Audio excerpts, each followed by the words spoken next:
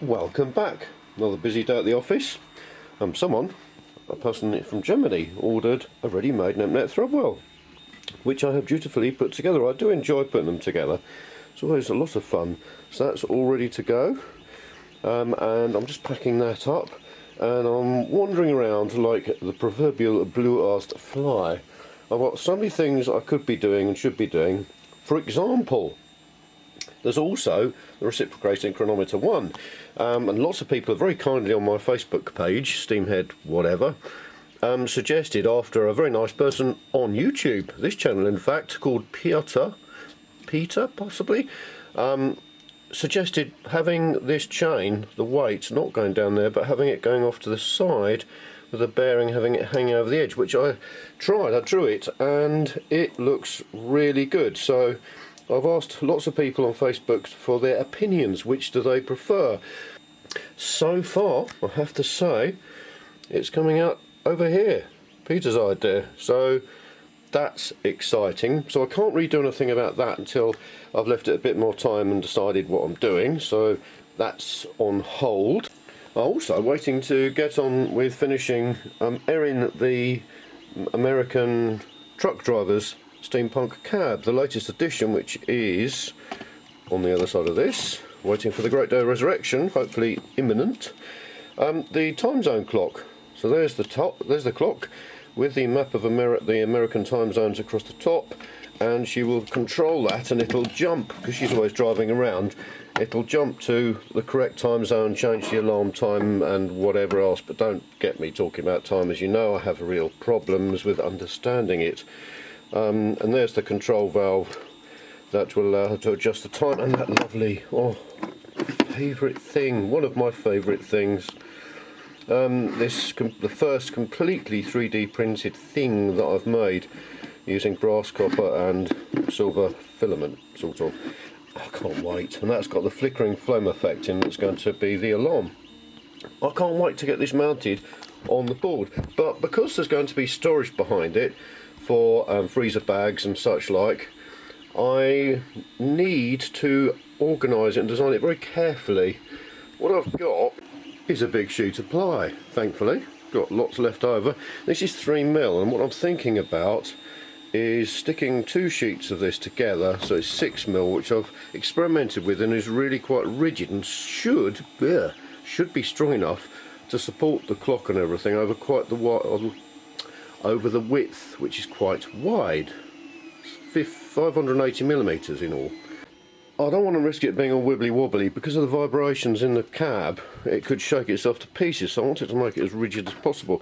So I'm going to use this lovely pine planed all round timber for the sides and the top and parts of the drop down bits, the storage that's going to drop down from inside, and I think that will be sufficiently strong, won't shake itself to pieces, because I want to get this fixed to a piece of wood, lovely stained wood and engraved labels and signs. It'll be so exciting. Oh, and there's all the bits and pieces, all the very exciting offcuts that someone is going to buy off me, has paid for them, so I'm going to be sending that off. And during the meanwhile, I'm even printing more gauges, because I realised I'm running low.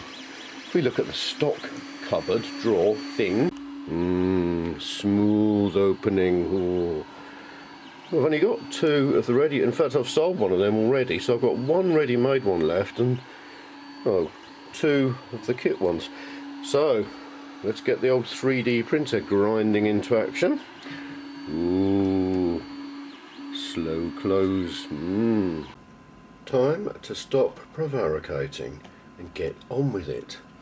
Now luckily this is 580 wide by 310 high, and my laser cutter can cut up to 600 wide by 310 deep.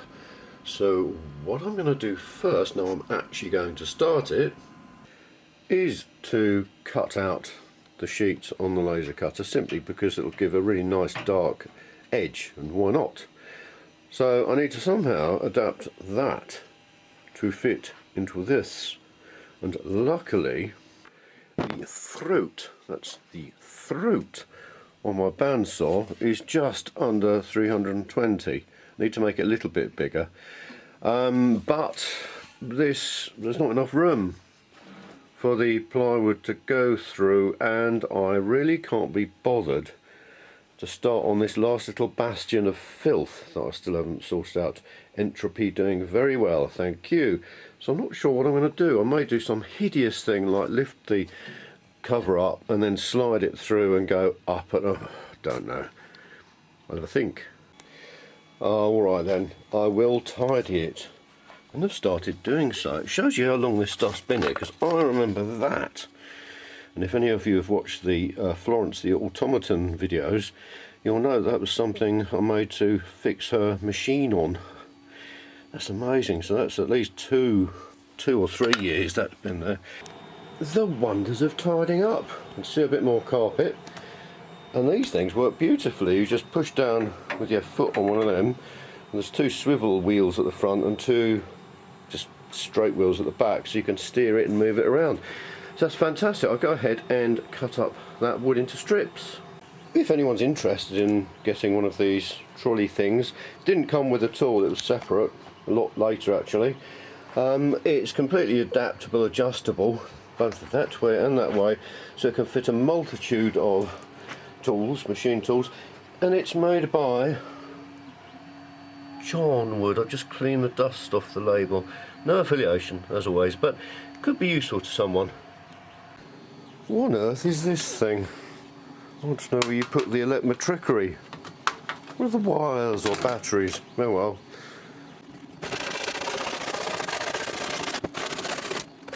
These will now fit on the laser cutter. Now the next predicament is, do I get the laser cutter to cut out all the holes, rebate them, dripping on sweat. The summer's over, obviously, kids have gone back to school, sun's come out, and there's not a cloud in the sky, not a breath of wind. It is absolutely boiling, which is great, having spent a whole summer with not a sunny day. Anyway, it's so hot in it. Yeah, so I could get it to rebate those circles, rebates for the circular labels from the clock, could get it to drill all the holes and everything for everything, but I have learnt through experience it is much easier, more reliable and effective just to start with a blank piece and lay things out and mark them in place. Otherwise, you know, if the holes aren't quite in the right place, you're absolutely stuffed. I think this is the nicest bit. Obviously it's real wood, so I want a nice grain that will show through the stain, and inevitably it's on with this labelling. Don't get me started on labels. Oh, right then.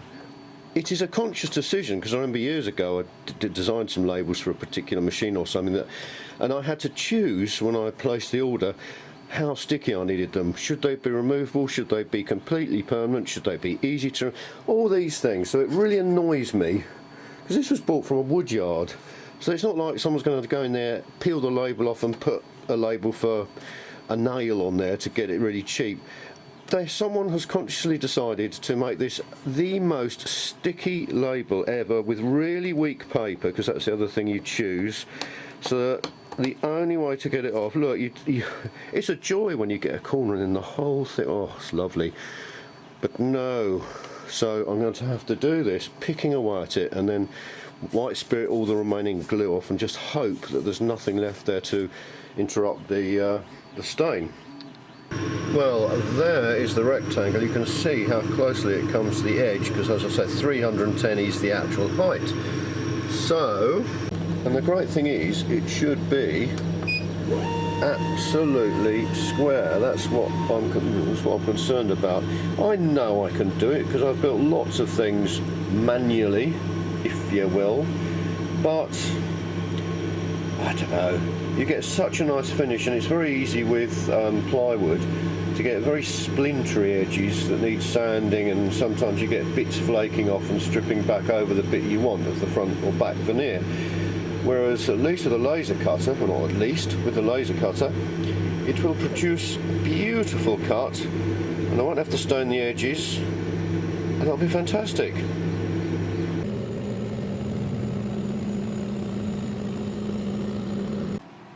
I do love starting a new project or continuing a project. It is lovely finally to be working with materials and things like that and creating something that's never been created before. What I've done is to cut out the larger one and the smaller one with the engraving around it, covered it with glue on the back, and now I'm clamping it down to the flattest surface I have available, which is one of these melamine chipboard shelves. That's really nice and flat. So I'll let that dry and I'll go and fill the dishwasher.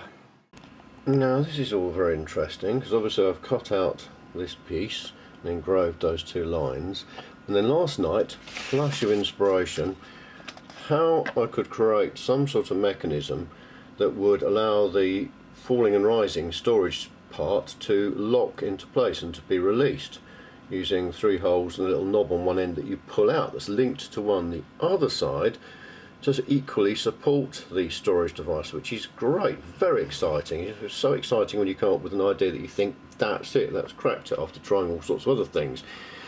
But it's too close to the machine beside it. If I get the picture up, so there's the existing storage that's already now installed in the truck cab. Here's the space I've got, and there's not much between these two at all. In fact, 4 centimeters maximum, which sadly, it's not sadly, it's all about compromise, just like the Victorians would have done. They wouldn't have been able to decide to have some electronic switch control where a digital output wherever they wanted. They'd have to do it within the constraints that are provided mechanically. So not enough room over this side, so what I'm going to do is I'm going to have the base behind it showing, and then a gap stepped in for 40 millimeters. That will give me 80 millimeters to have the knob to be able to pull it out mechanism and all the rest of it. It'll also look nice, and I've just been moving all this over and that looks absolutely fine. The white bits just show where the supports within it would be. I've moved the storage bit over a little bit as well. I'm happy with that. I think that's going to look really nice. I've also, well, Erin found an Etsy seller that does 3D printed irises, apertures, about 80 millimeters diameter. It's something so complicated that I just, well, she said just get this person to print them. They will do it with metallic things, so that's exciting. So I'll let you know how that comes out. It's a sort of thing where it's if he specialises in just printing 3D printing apertures, great, and he knows how to do it, and his printer copes with it. It's the sort of thing where I could start trying to give it a go and end up spending an inordinate amount of time trying to solve problems and all the rest of it. And I've got enough issues with this as it is. Right, let's have a think about this. Oh, for an undo button on life. If only I'd waited another day, but I was getting impatient. I wanted to get on with this. Here's a knob. Now if I cut off, and here's 80 millimeters actually, if I move that down to, well, that's fine actually, to simulate it. If that's there, there's plenty of room to pull that out, slide it down, whatever, without banging into this.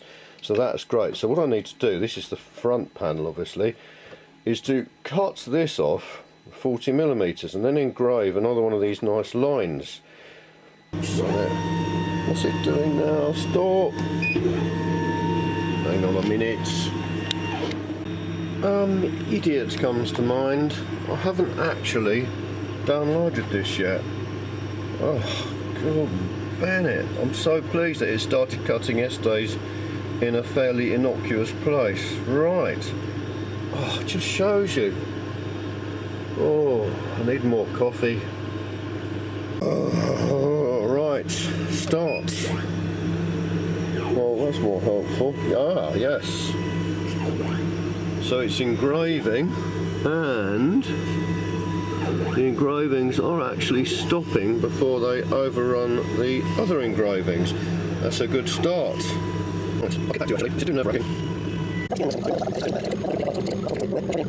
That worked really well, as you can see. A bit of judicial use of a small chisel, and that's worked perfectly. I've also gone ahead and engraved a rectangle on the base, so when that's up here like that, and we've got the knob there, and there's room just to pull it out, slide it up and down. Fantastic. Now I'm going to start working with the pieces to make the sides.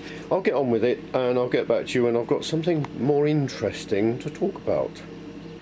it's coming together. So there's the outside, this is the bit that's going to drop down, and there's foil storage here, freezer bags here, and poop bags for the dogs here with an iris at the bottom. Now it needs to be a shelf across here, so I'm cutting a little rebate for it because it's going to be plywood, because I have to try and keep this all as light as possible. The dear old bandsaw yet again with the cross thing jig, and it's all, this bit's cast, it's press made. I mean, it's done such a good job. This will make woodworking enthusiasts weep. But I've checked that the blade is vertical this way and the other way, so what I'm going to do is just to put this against the blade and use it to cut out the rebate, which does work surprisingly well.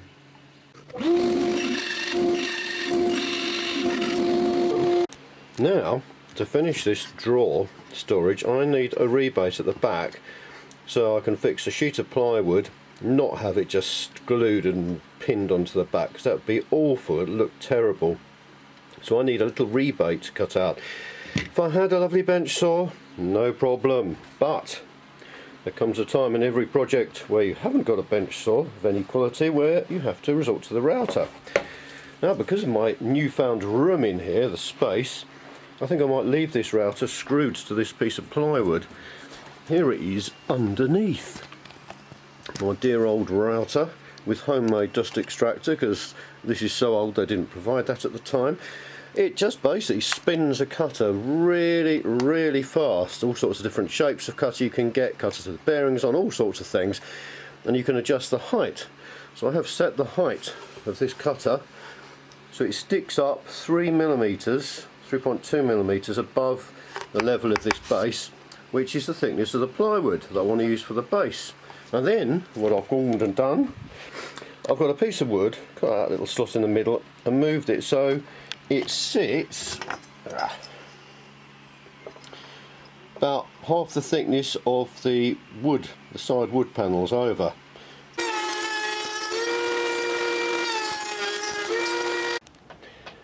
Why do people keep giving us jigsaws?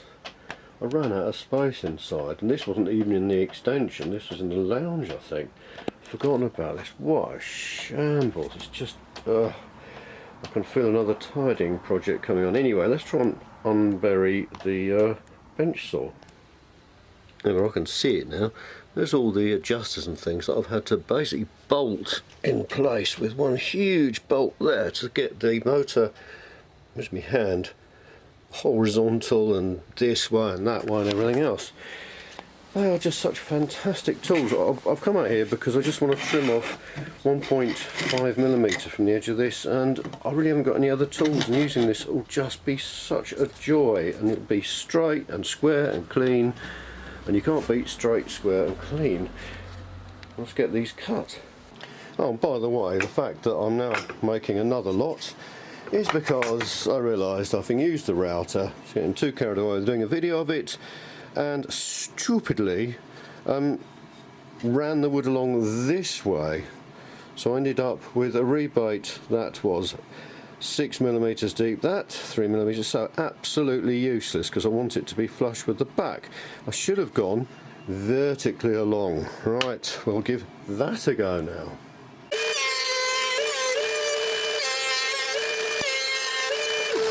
Righty-ho, I've got all those bits glued together, so that's the drop down section, that's all drying, it's pinned and glued, so hopefully not too much glue is squeezed out the other side, so when I come to stain it, there'll be lots of patches, hopefully not, I have to wait and see. While that's setting, there is a knob, like we talked about on this side, that's going to be able to be pulled out against a spring, drop down, drop in, and so forth. So blah blah blah, because it's going to have a hole, and a hole linked by a slot, a channel. That's the diameter of the rod that's going to connect everything together. But I need something, a bung of some sort, that's going to fit in these holes. Now, the perfect one I think I'm going to use is this. It's 20 It's meant to be 20mm, but it's 20 point something or other, which is perfect. It's polyurethane or something. It's one of the waxy plastics, which is great. As I was thinking, I'm going to argue about whether I should make some sort of support that would run on here and protect the wood from wear and tear and all the rest of it. But using something circular, especially waxy plastic, it is so soft that it's not going to wear out this at all, and it's also very tough. And here we have the first one. Now I've cut it out. The clue is in the cutting actually. Ooh, there's a cheating cut there.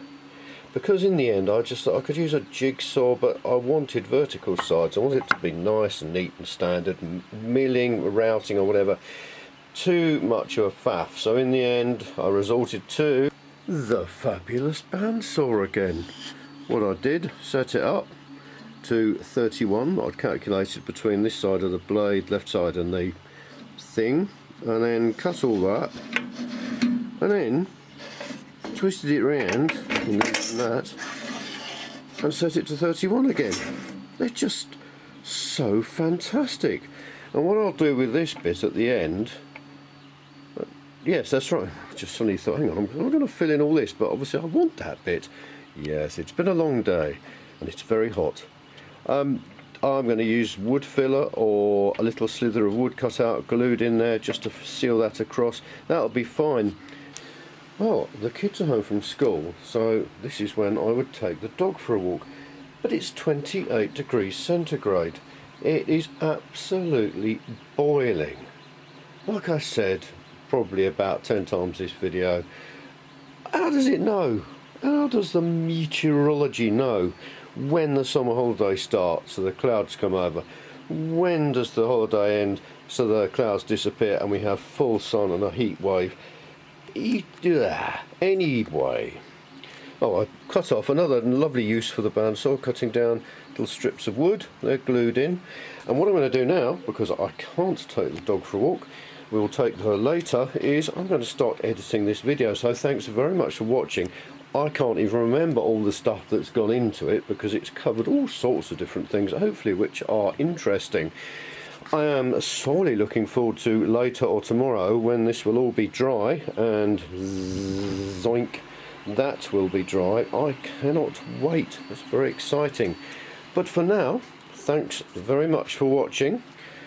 Hope you enjoyed it. Please click subscribe and a bell and other stuff that I meant to ask you to do. And hope to see you next time. Please leave any questions or comments because I'm always happy to engage with the viewers, my friends. Thank you.